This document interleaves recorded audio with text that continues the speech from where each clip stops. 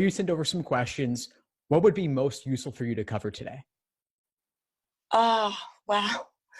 Ooh, gosh.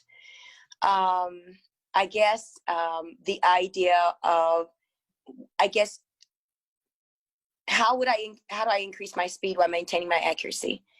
Because it's one thing to, that you're doing the practice and I guess not to freeze under pressure. And, how sometimes what to do, but in the circumstance when you're under testing conditions, it's almost like being in a game and being trained to do something. And then sometimes it happens, sometimes it doesn't. Yeah, things don't always work out. And you have to figure out, and once again, how to keep forging ahead. So yes, go ahead. So you said increasing speed while maintaining accuracy. Yes, because with the time constraints is very important. And with the LSAT Flex, there's going to be 3 sections. So it's very important to do well, on our 3, you have 3, that's it. It's not like you have double LR. So it's not going to happen. Right. So each question is worth a little bit more. Yes. And that's exactly what I'm trying to articulate. Yes. Yeah. Yes. So once the test starts, you've got to be ready to dive in. Okay. And keep moving forward. And we'll cover both sides of this, but the speed and the accuracy, they go hand in hand, right? Obviously, if you could slow down, your accuracy could increase. But how could you go fast while maintaining it? Part of that is what I call pattern recognition. Okay. The idea that when you come across a question, you've seen it before. You've seen it in a different disguise before. That's right. That's right.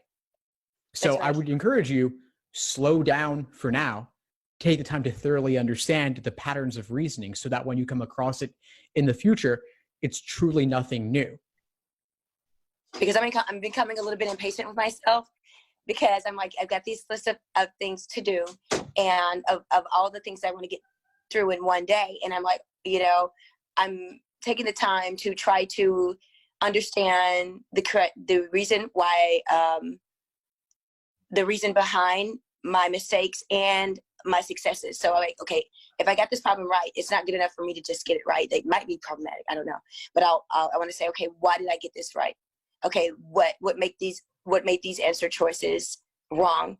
What made this one correct? I do that on every problem I have, literally every problem. And I'm like, I am going way too slow. So how many problems, what percentage of problems are you doing this for? Are you doing this for every problem you attempt? Yes. Yes. Yes. The only ones I don't do that with are, except for, I would say, in hindsight, thinking about it, the logic games, the orientation question, I don't question it. I move. With the local questions, I move a bit faster, but sometimes with the must be true, it must be false, could be true, I'm like, but especially as it relates to logical reasoning, that section, I'm like, okay, why is this right? Why is this wrong? Why is this right? Why is this wrong? And I moved like on reading comprehension, like things like main point questions. I'll move. But things like if I have like an inference question or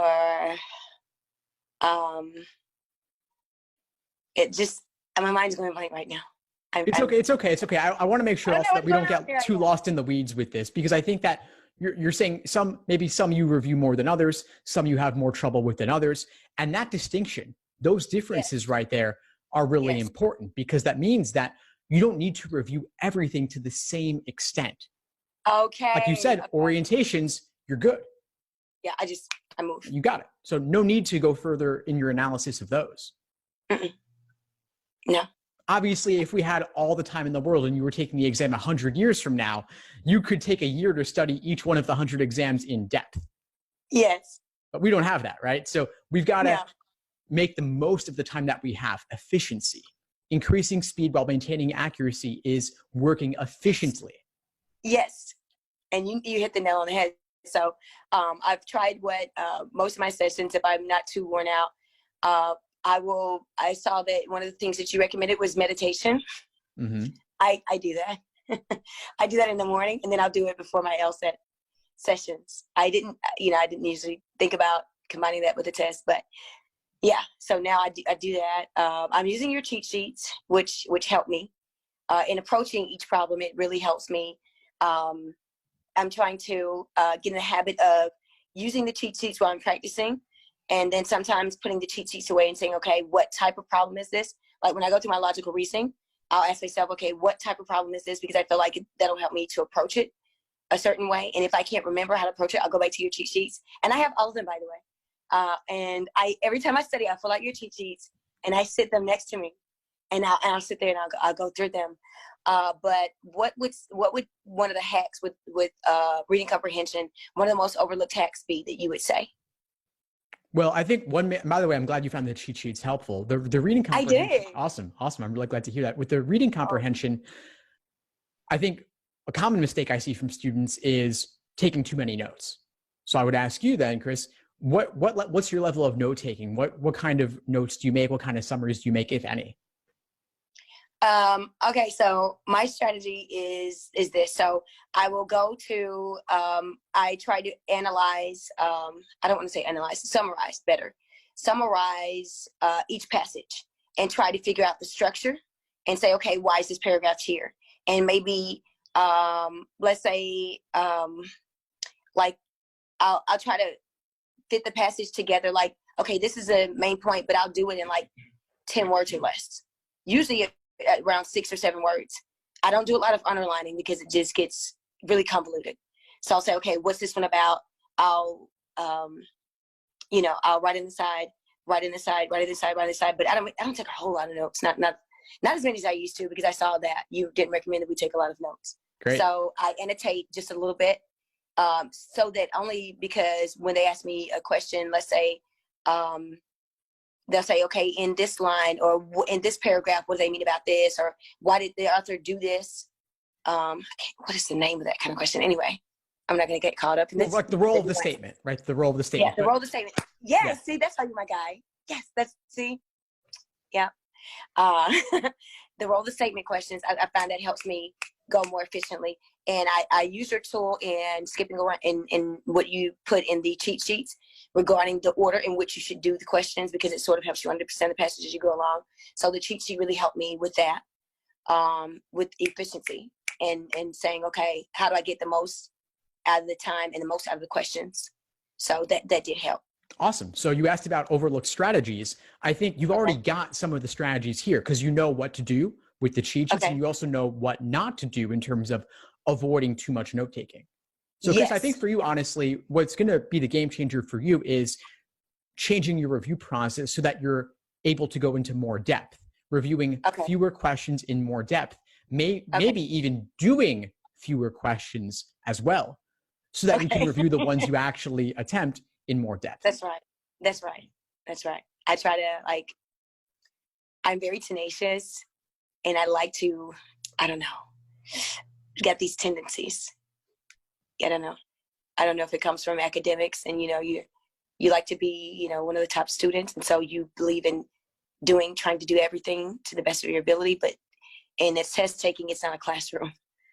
It's just one shot, and you got a few minutes to keep moving and use a strategy like Hunger Games and get through it. I like that book.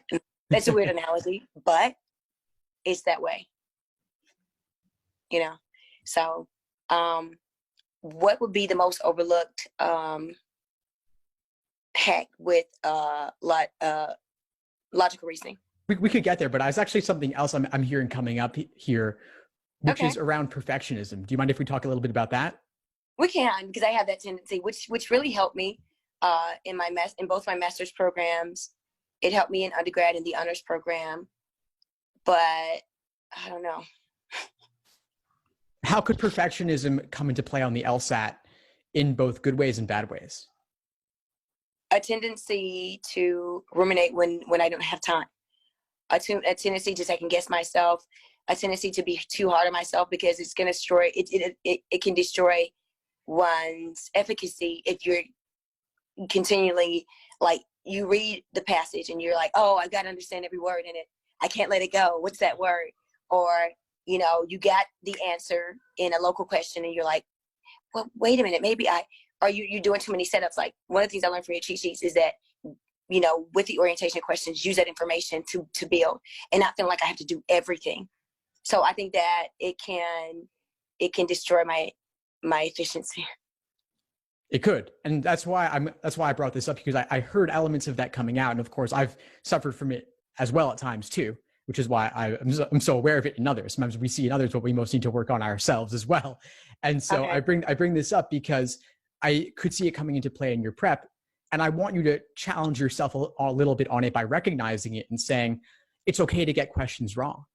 And I know you've just joined the course. And so you'll see inside the course all the strategies about what to do and what not to do. And you've gotten a little bit of that in the cheat sheet also. So I want to address this. I think it's the bigger thing. It's the bigger thing that would unlock everything else for you. What if you could go ahead and say, I'm fine getting questions wrong. I love getting questions wrong because I get to review those. The ones I get right, I don't look at those again unless they gave me trouble along the way. Okay. I think that's it's ingenious. Actually, it's an epiphany for me because in school we're not taught to think that way. It's like a win-lose. Either you're good or you're bad, or But if you look at it with a growth mindset, like you said, and say, okay, every time I make a mistake, I'm growing. I mean, you're a teacher, right? What do you tell your students? I tell them the same thing, but I don't take my advice. I don't take my own advice. I fail to take my own advice. It's like, and I see it in my top students, and that's why they are the top students, because one of the great things about being a perfectionist is that you're diligent, you're going to work, you're going to put in the work, but sometimes it can make you reticent. And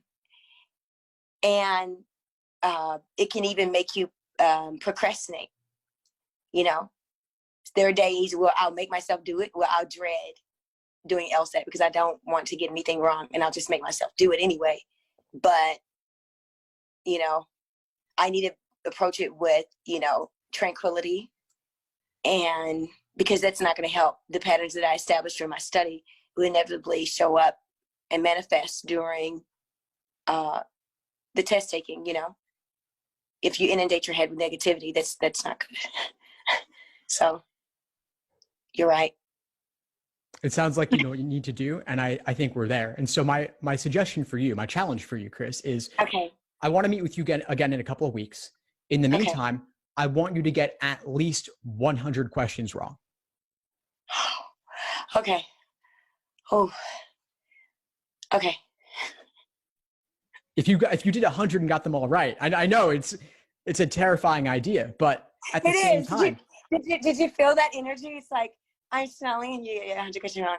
Oh. Okay, let's go for it. You know what you're doing. That's why I'm here, obviously. Because you're an expert, so. Okay. What if you took the idea that every question you got wrong was an opportunity to learn something new? I'd feel a lot better. I'd feel liberated, actually. I know that sounds extreme, but I feel absolutely liberated. So, yeah, it's feasible. Yeah, it's feasible to grow from this. So, yeah, I'm going to take that mindset. I'm going to switch it and say, that's my thought process now.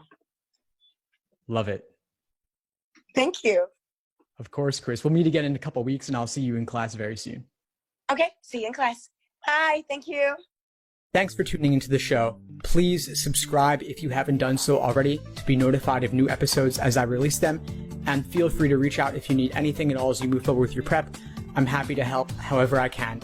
In the meantime, I'll wish you all the best and take care.